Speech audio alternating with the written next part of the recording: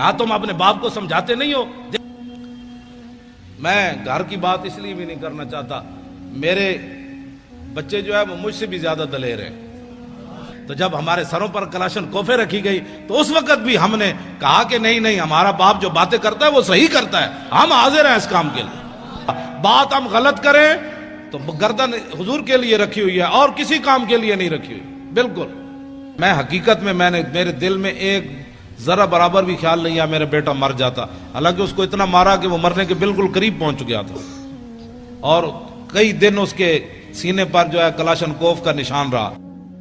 آخری بات جی، میں نے لاہور میں جنگ بدر پر تقریر کی تو ہمارے یہ بچے نوجوان الحمدللہ اب یہ نہیں دیکھتے کہ چھکا کس نے مارا، چوکا کس نے مارا، اب یہ چاہتے ہیں کہ یار دی گل سنا ملا، اب یہ چاہتے ہیں کہ بتاؤ وہ پیر میر علی شاہ نے کون سی جھلک دیکھی تھی، وہ بتاؤ پیر میر علی شاہ غش کھا کے کیسے گر گیا، وہ بتاؤ سید کے فیت علی کافی جسم پر استریاں پھری تھی تو پھر ایسے کس طاقت نے چلا دیا۔ اب ہمارے بچوں کا رخ بدل رہا ہے، جب آپ کا رخ بدل رہا ہے تو انشاءاللہ اللہ کی مدد بھی آ رہی ہے، ساتھ ساتھ اللہ کی مدد آ رہی ہے۔ شاہ جی فرمانے لگے وہ بات سنا دیں میدان بدر والی۔ میں نے تقریر کی لاہور میں، تو میں نے کہا کہ نبی علیہ الصلوۃ والسلام، یہ میرے آقا و مولا کی عادت کریمہ تھی کہ جب رسول اللہ کوئی بھی علاقہ فتح فرماتے نا تو حضور اس کے بعد 3 دن پھر اس جگہ رہتے۔ یہ اعلیٰ سے بھی اعلیٰ لفظ بھی چھوٹا ہے، یہ اعلیٰ اور افضل بہادری کی دلیل ہے۔ میرے آقا اس لیے رہتے کہ اگر کسی میں دم خم ہے تو پھر آ جائے، ہم بیٹھے ہیں۔ لہو ہمم لا منتہا لکبائرہا وہمتہ الصغریٰ اجل من الدہر کانہ وہو فرد فی جلالتہ فی عسکر حین تلقاہ وفی حشمی۔ امام بصیری فرماتے ہیں ہمارے آقا و مولا تنے تنہا بھی کھڑے ہوتے نا تو محسوس ہوتا لاکھوں کا لشکر آپ کی پشت پر کھڑا ہے۔ تو میں نے تقریر کی کہ نبی علیہ الصلوۃ والسلام نماز پڑھا رہے تھے، تو ایک نوجوان مجھے جانتا نہیں تھا، پتہ نہیں کون ہے، اس نے مجھے فون کیا، کہنے لگا حضرت صاحب آپ نے یہ تو تقریر کی کہ حضور نماز پڑھا رہے تھے بدر میں، تو یہ تو نہیں بتایا کون سی نماز پڑھا رہے تھے۔ اب میں نے بھی نہیں پڑھا تھا، اب نوجوان کا سوال بڑا اہم اور ہونا بھی چاہیے تھا۔ پھر میں نے کتابیں تلاش کرنی شروع کی تو علامہ واقدی نے کتاب المغازی میں لکھا کہ نبی علیہ الصلوۃ والسلام نماز عصر کی 2 رکعت پڑھا رہے تھے۔ وہ سنے اور اس کے بعد میری گفتگو ختم۔ دیکھنا میری طرف ہے، حدیث پھر سمجھ آئے گی۔ حضرت جابر بن عبداللہ رضی اللہ تعالیٰ عنہ وہ کہتے ہیں کہ نبی علیہ الصلوۃ والسلام جب نماز پڑھا رہے تھے نا تو اس تبسمہ فی صلاتہ، دوران نماز حضور مسکرا پڑے۔ فلما قضا صلاتہ، جب آپ نے نماز مکمل فرمائی، کل تو میں کیا، تسی بیٹھے ہو طالب علم، کل تو میں کیا تے کل نا ہم سب نے کہا۔ اس کا معنی یہ ہے کہ حضرت جابر ہی نہیں دیکھ رہے تھے، سارے ہی دیکھ رہے تھے۔ کل تو میں کیا اور کل نا، اگر کل تو ہوتا تو لوگوں نے کہنا تھا بس جابر بن عبداللہ ایسے کر رہے تھے تو آنکھ اٹھ گئی تھی، نہ کہا کل نا، فرمایا میں نے بھی کہا، ابو بکر نے بھی کہا، عمر نے بھی کہا، چونکہ عثمان غنی تو موجود نہیں تھے، حیدر کرار نے بھی کہا، بلال نے بھی کہا، کل نا، ہم سب نے کہا کیا، رأینا کا۔ ہاں جی، کوئی صرف صغیر سنائے گا؟ را یرا رویتن،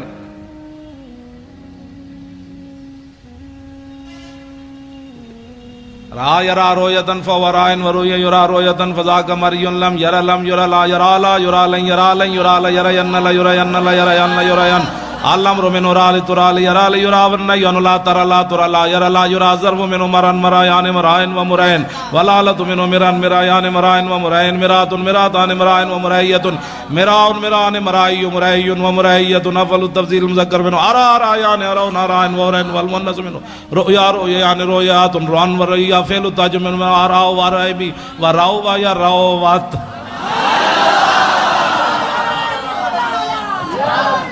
او بھائی میں ویسے طلباء کے ذوق کے لیے یہ تو ہوا نا صرف صغیر، را یا رات رہا رہ نہ رہتا رہ تمہارا رہ تم رہتے رہ تمہارا رہ تم نہ رہ تو رہ نا، رہ تو میں ویکھیا، رہنا ہم سب نے دیکھا، کیوں ہم سب نے دیکھا، رہنا کا تبسم تھا، ہم نے سب نے دیکھا حضور آپ مسکرا رہے تھے، لاکھوں سلام۔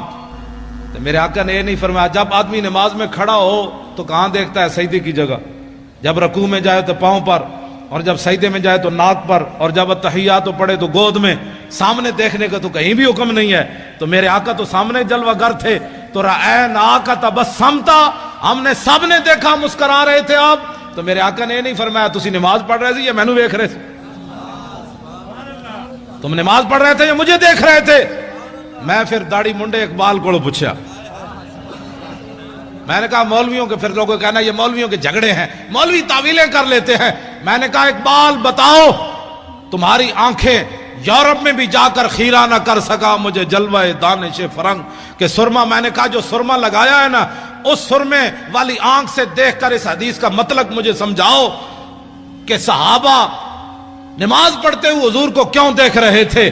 تو اقبال کہنے لگا مولوی تجھے سمجھ نہیں آئی کہ شوق تیرا اگر نہ ہو میری نماز کا امام، میرا قیام بھی حجاب میرا سجود بھی حجاب۔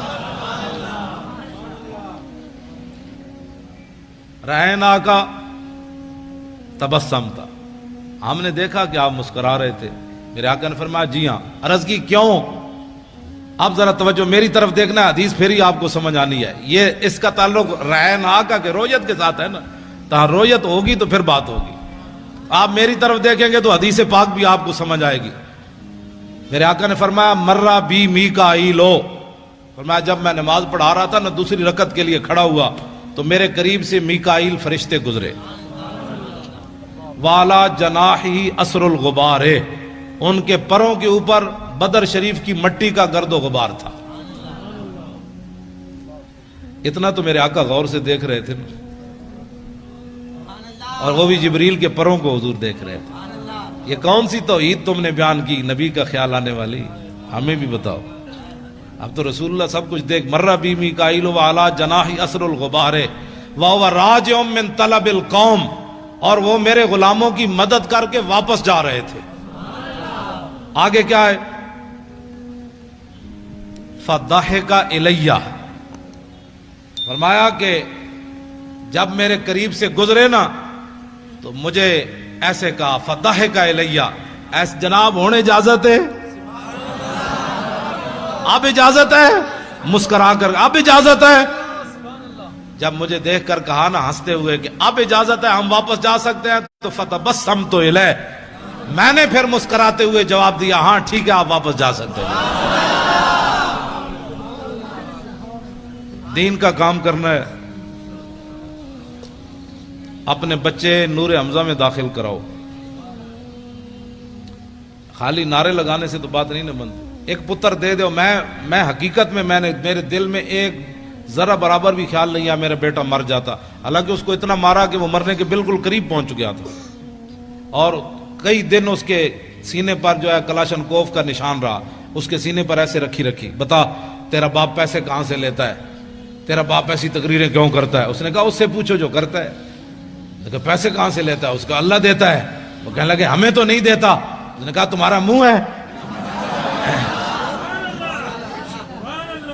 اس کو پھر مارنا شروع کر دیا، تو ہمارے ساتھ بدتمیزی، تو اپنے باپ کی طرف بدتمیزی کرتا ہے۔ انہوں نے کہا تم نے پوچھا، میں نے تمہیں بتایا، اس میں بدتمیزی والی کون سی بات ہے؟ کہاں کون دیتا ہے؟ اس نے کہا اللہ دیتا ہے۔ کہ ہمیں نہیں دیتا ہے۔ تم نے غلط سوال کیا، پھر جواب اس کا یہی بنتا تھا بھائی تمہیں نہیں دیتا تو ہم سے پوچھتے ہو، پھر رب سے پوچھو بھائی کیوں نہیں دیتا تمہیں؟ جب تم نے یہ پوچھا ہے تو جواب اس کا یہی تھا، تمہارا بوتھا ہے پیسوں لینے کا، آرام خور ہو۔ تو مر بھی جاتا نا، اللہ کی قسم مر جاتا تو میں نے رونا نہیں تھا، نہیں رونا تھا، ہاں بالکل نہیں رونا تھا، کیونکہ باتیں میں کرنی نہیں چاہیے، اگر کرتا ہوں تو پھر یہ ساری چیزیں تو پہلے آنی ہیں۔ یہ شہادت گاہ الفت میں قدم رکھنا ہے، اور لوگ آسان سمجھتے ہیں مسلمان ہونا۔ بچے تساں بھی بچا لے، میں بھی بچا لے، پگڑی تساں بھی بچا لئی، میں بھی بچا لئی، دولت تساں بھی بچا لئی، میں بھی بچا لئی، حضور کا دین وائٹ ہاؤس تک لے جانا کس نے ہے؟ تم تو اپنے ملک میں بھی نہ بچا سکے، وائٹ ہاؤس کے دروازے کون کھڑکائے گا؟ کون آئے گا خالد بن ولید کی قیادت میں؟ کون آئے گا محمود غزنوی جو سومناتھ کے مندر توڑے گا؟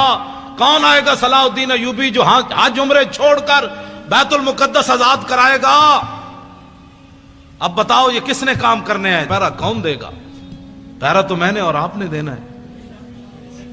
مولوی خادم مر جائے یا زندہ رہے، کراچی آوے یا نہ آوے، جب ہم نے مولانا کو طارق لبیک یا رسول اللہ کا کنوینئر بنایا ہے، اور انشاءاللہ جلدی یہ ساری باڑیاں مکمل ہو جائیں گی، آپ خود بڑھ بڑھ کر آگے آئیں، کہیں مولانا میں حاضر ہوں، بتائیں میں کیا ڈیوٹی کر سکتا ہوں، میں حاضر ہوں، آگے بڑھ کر کام کریں نا، یہ پوچھ کر کام دین کا نہیں ہوتا۔ آپ آگے بڑھے، پیسے امن تو صدیق اکبر جائے، پیسے امن تو عثمان غنی جائے، جے غریب ہوئے تو حضرت عقیل انصاری جائے۔ 1 کلو کھجور لائے نا، ان کے پاس تھی 1 کلو کھجور، اور اتنا غریب ہوئے کھجور بھی کوئی نہ ہوئے تو پھر تولوا اعینہم تفیض من الدمع حزنا الا یجدوا ما ينفقون۔ جب میرے آقا نے فرمایا قلت لا اجد ما احملکم، غزوہ تبوک کے موقع پر میرے حبیب جب آپ نے یہ بات فرمائی تھی نا اپنے غلام غریبوں کو کہ سواری نہیں ہے، ہم تمہیں کس پر بٹھا کر لے جائیں، 1200 میل کا سفر ہے، تو میرے حبیب وہ منظر میں رب بھی دیکھ رہا تھا کہ جب آپ کے دربار سے غریب صحابہ لوٹے تو رو رہے تھے، یا اللہ ہمیں تو نے پیسے کیوں نہیں دیے، آج ہم بھی سواریاں خرید کر تیرے نبی کے ساتھ تو چلتے کم از کم۔ غریب اس کو کہتے ہیں، غریب اس کو نہیں کہتے جو گھروں کے دروازے کھڑکا کے کبھی زکوٰۃ مانگتا پھرے، کبھی صدقے مانگتا پھرے اور امت پر بوجھ بن جائے۔ غریب یا تو عقیل انصاری ہے یا وہ غریب صحابہ ہیں جو رو پڑے تھے کہ یا اللہ ہم تیرے نبی کی خدمت بھی نہ کر سکے، صدیق جتنا مال تو دینا تھا ہمیں، تو باقی رہ گئے منافق۔ توجہ، میں نے جو مطالعہ کیا، منافق اس کو کہتے ہیں نہ اعلیٰ کام پر راضی ہوتا ہے نہ ادنا کام پر راضی ہوتا ہے۔ یہ بات میری پوری، میں نے وثوق سے یہ بات کر رہا ہوں۔ منافقت کا جو میں نے مطالعہ کیا ہے وہ یہ ہے کہ منافق کبھی بھی نہ اسلام پر راضی ہوتا ہے نہ اسلام کے چاہنے والوں پر راضی ہوتا ہے۔ اعلیٰ کام کرے تو پھر بھی تنقید کرتا ہے اور چھوٹا کام کرے تو پھر بھی تنقید کرتا ہے۔ صدیق اکبر جب سارا مال لے آئے نا تو منافق کہنے لگے یہ تو ریاکار ہے، یہ تو ریاکار ہے، لوگوں کو بتانا چاہتا ہے میں سارا مال لے آیا۔ جب عقیل انصاری کلو کھجور لے آئے تو منافق کہنے لگے اللہ کو اس کی کیا ضرورت تھی کلو کھجور کی، یہ اللہ کو یہ دیتا ہے۔ یہ بات سمجھ آ رہی کہ منافق نہ اعلیٰ چیز پر راضی ہوتا ہے نہ ادنا چیز پر، اور مومن وہ ہوتا ہے جو اعلیٰ پر بھی خوشیاں مناتا ہے ادنا پر بھی خوشیاں مناتا ہے۔ وہ مل گیا سبحان اللہ، کلو کھجور بھی مل گئی سبحان اللہ۔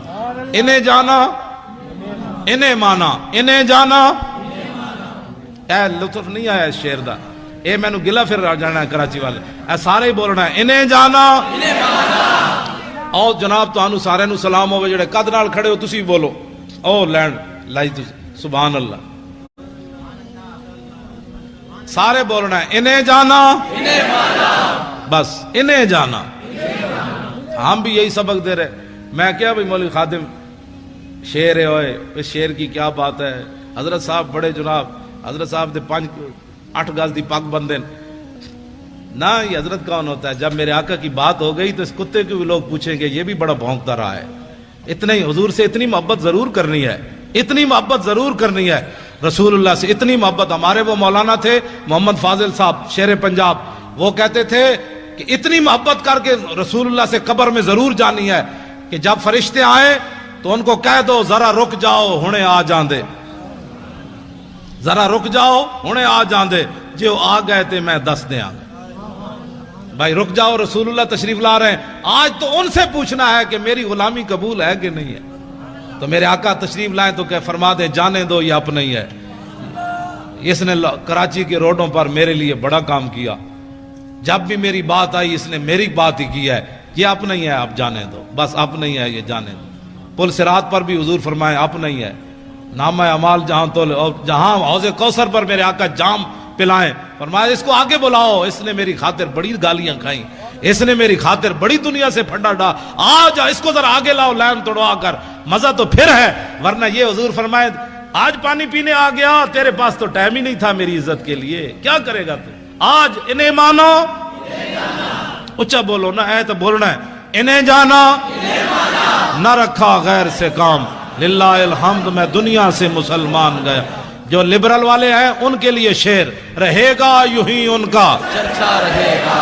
آپ میں کوئی بھی لبرل والا نہیں ہے، میں انہیں کہنا چاہتا ہوں جو لبرل والے ہیں ان کو میں یہ جواب دے رہا ہوں کہ پاکستان لبرلزم کی طرف نہیں جا رہا، پاکستان لبیک یا رسول اللہ کی طرف جا رہا ہے۔ لبیک۔